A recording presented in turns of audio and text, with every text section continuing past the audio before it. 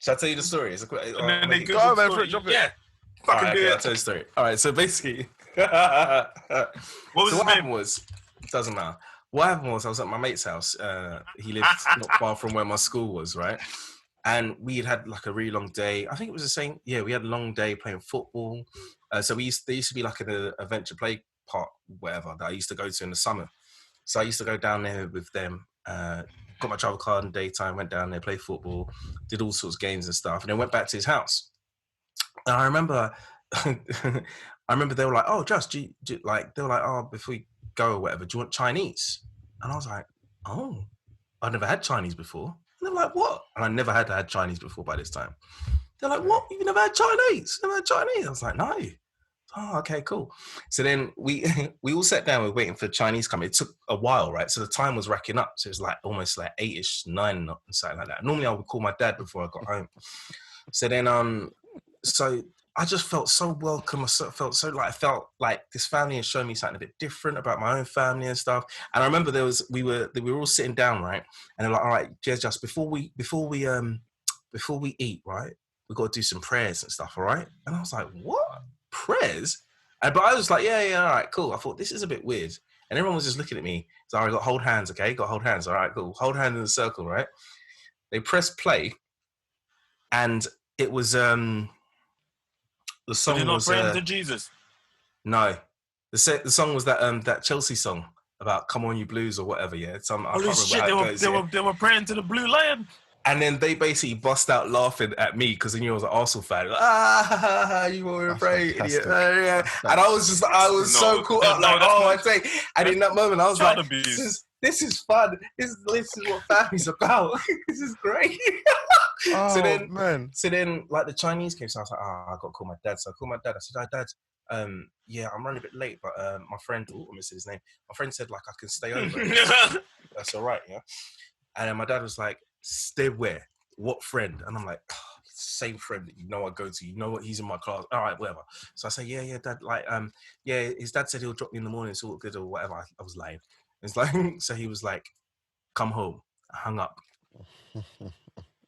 And then my mate was like, "What's your friend say?" He's like, "No, he said I gotta go home." He's like, "Oh man, like, why'd you do? No, man, just don't, man. Just you could go in the morning. Like, I'll get my dad to drop you and stuff." I was like, "Okay, cool." So I did. So I stayed. Because I was having so much fun, it was cool, right? Shit! So I stayed, right? Daniel, did you get nervous like I got nervous when he just said that? My stomach is upside down. Go home just to know. So I stayed, right? I think I have a feeling that I tried to call my dad back again. And he just said he just dismissed me in some way. He goes, you know, if you don't, he said something like, "If you don't come home, don't come back." Some bullshit like that. And I was like, okay, cool. So I was like, well, at least he knows where I am. So I stayed, and we were just chilling and whatever, had loads of fun, watch a film as a fan with the family and stuff like that.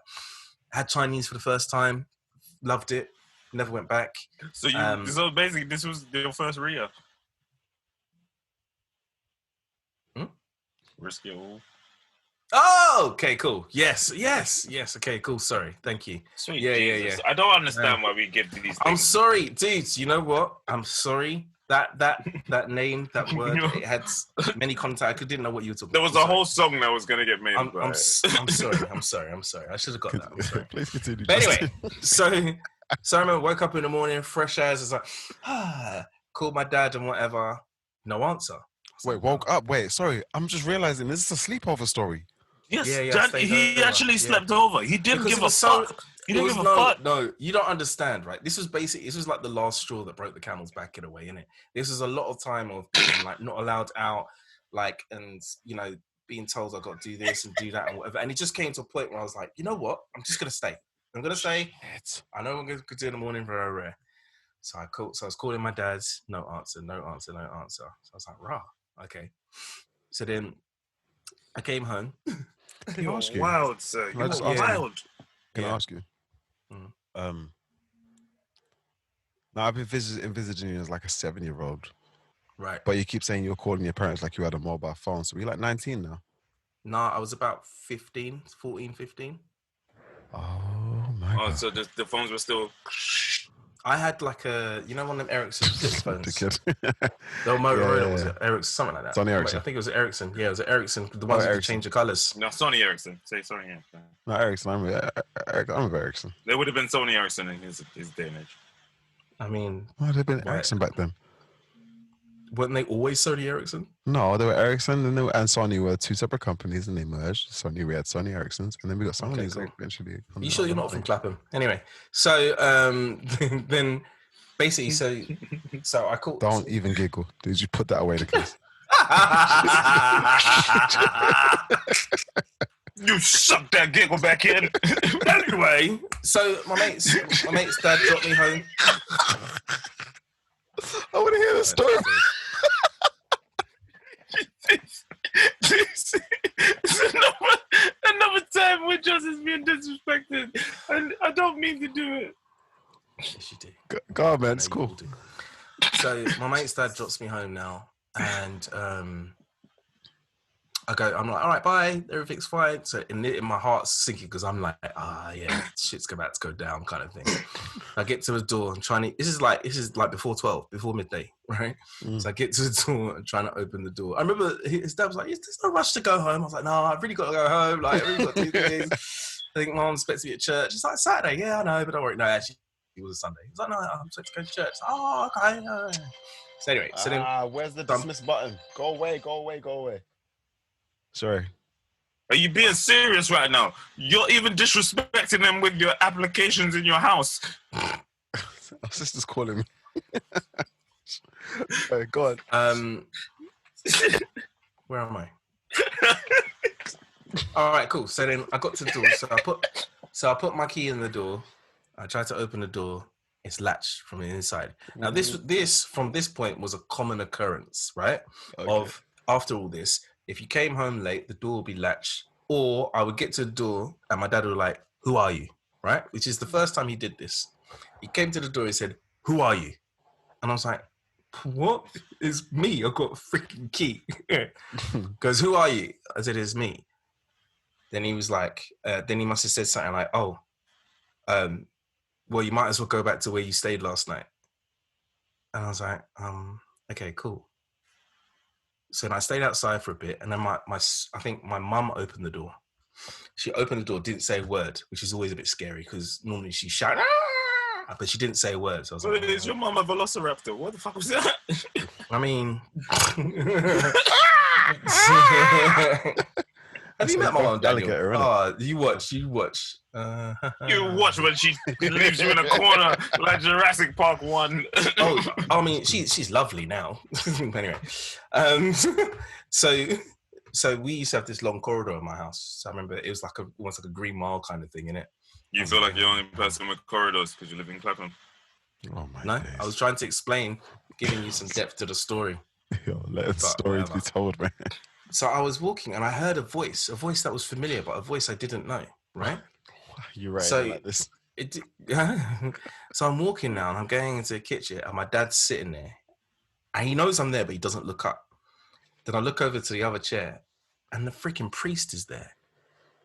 And I'm like, he was prepared for you, same day. He was in my house. In my house. Sitting with all his robes. It wasn't his off day. He didn't come like with like trainers and t-shirt and whatever. He was there in his fucking robes with the collar and everything. And the thing is, it's like he looks as confused as me looking at him being there. Oh no, wait, have we lost someone? Just lost you, I think. I don't understand what's going on. Are you guys playing a game? I'm here. We can hear you. You guys are both frozen. Your face is frozen. I don't understand. Cool. Is someone's battery dead? Can you hear us? Oh, I can hear you now. Okay. Did you guys lose me? Yeah, you froze. I mean, any other distractions you'd like, please throw them forwards. I didn't even know. It's the universe is against you. It's working. The universe is against you. Whatever you're doing, do you. That's all good. I don't know. I was literally listening to your story, and I was like, they had a whole pastor. That's cool. I try and continue. So anyway, now the priest is there now, and I'm like, "Oh, Father," I don't even want to say his name because he was dodgy, so I don't even know where he's at now. But anyway, so I was like, "Oh, Father," hello. And then he looked as confused as me that he was there kind of thing. Mm. So he was like, oh, hello, Justin. Right, just know. And then basically he started like talking about reeling all this other stuff that I'd done years ago, right? So I feel like this is what's happened, right? My mum and dad has basically gassed him up and said, he's done this, he's done that, all this kind of thing at school, whatever. And then the icing on the cake, and he stayed somewhere, he didn't come home last night, right? So then he's come like, oh my God, this is intervention. I have to make sure I kind of come there because mum and dad gassed him. I thought I was fine up until then. And he was like, okay, Justin. So he started talking to me, be like, oh, right, like how we got to think about the way of God and the way and the path that we choose. And we have to make sure that we're choosing our right friends and da-da-da. And I'm just looking at this guy thinking, what the fuck are you in my house, man? Like, you know what I'm saying? Like, why's the priest in my house? So then he says a couple prayers and whatever, and he goes along his way. And then I get the bollocking from my dad. So my dad starts cussing, going, so where were you? I was like, you know where I was. I told you where I was, right? And he goes, oh, so what? Do they take the habit of taking people's children and not telling the parents, not having a conversation? I said, I don't know what you're talking about. So then he was like, what's their phone number? What's their phone number? And I was like, oh, I don't know. He's like, give me a phone number. So then I got beat. Was this 0171 times or 0207 times? This was 01. I would maybe say 081, 071. Oh, before they added the extra one. I don't know actually. I don't know. What a question. No, the 70s must have been wild. Yes, they were wild. When they had mobile phones, crazy. Anyway, so anyway, I think. Are you fact checking his joke? He literally Googled it in his mind. Do you know what's so crazy, Daniel? This isn't a joke. It's fucking my life, you pricks. I just feel like it was a case of, oh, I told him to come home and he didn't. He must be possessed by a demon. Let's call a priest. Yeah, it sounds like a good idea. Yeah. Wait for him to get home. I have a whole theory on this, man, but finish your story, man. This is a whole parenting. This is what they did. Anyway. So now, yeah. So I don't think I've even told. No, anyway, it doesn't matter. So now, my dad gets on the phone to his mum, right?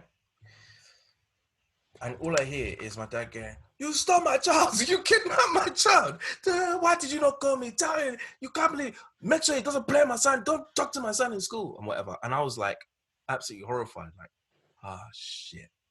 So then later on, his dad calls. So him and his dad and my dad all arguing on the phone. And apparently it kind of like all simmered down after a while. So now I'm dreading going back to school on Monday because I'm like, shit. He's going to tell everyone.